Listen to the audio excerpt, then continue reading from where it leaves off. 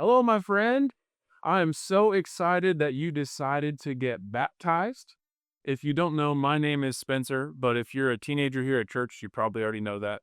But if not, I'm Spencer. I'm the one who is over our student ministry here at church. And if you've never been a part of it on Sunday nights, you need to come check it out.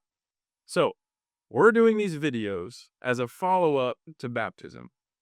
And the first thing we want to do is say, you've made the best decision of your life. And there's no better decision that you can make than to give your life to Jesus. But over the course of these videos, I'm going to challenge you a little bit. And we're going to walk through questions that you may or may not have about baptism. But here's what I want you to do. I want you to find someone that you can discuss these with. Maybe you watch them once a week. Maybe you knock them out in 5 days. However you want to do this, we've got 5 videos, and find someone that you can watch these videos with and do these discussion questions with.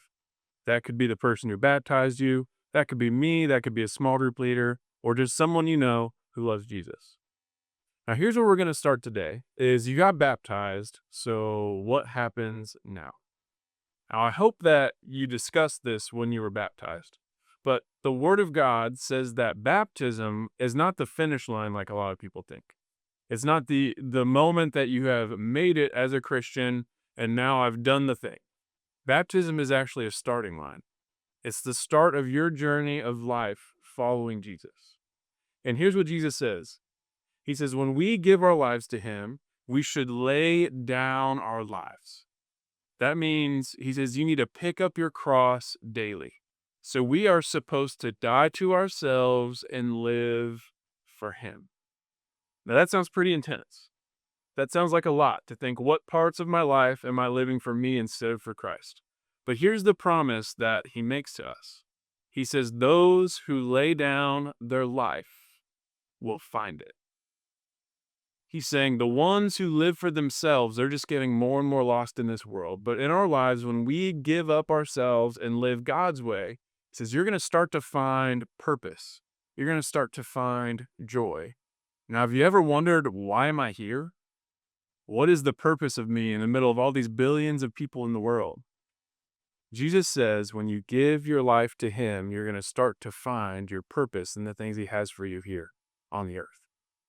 And now it might sound like it's a lot of work. Here's another promise He gives.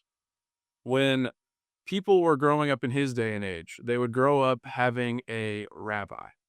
Now, when they would choose a rabbi, someone who's their leader, the one they would follow around to learn from day-to-day life, they would have this process called yoking. And yoking is where you find the person who you're going to follow around and learn from and be an apprentice to. And so Jesus says that His yoke, if you decide that He's your rabbi and you're going to follow Him and want to become like Him, He said His yoke is easy and His burden is light. And so He says when you give your life to Him, things actually become easier. Things become lighter. And you start to see it's a process of saying, I trust You more with my life than I trust myself. So the first question and challenge we have is a pretty big one. Now that you've decided in front of everyone you want to lay down your life to Jesus, what parts of your life are you still living for you? What parts of life do I need to lay down as each day I wake up in the morning and say, I'm going to pick up my cross and live for You? So take a moment with the person who you're watching this video with and discuss, what parts of my life am I the God of, and what parts of my life do I need to let God be the God of?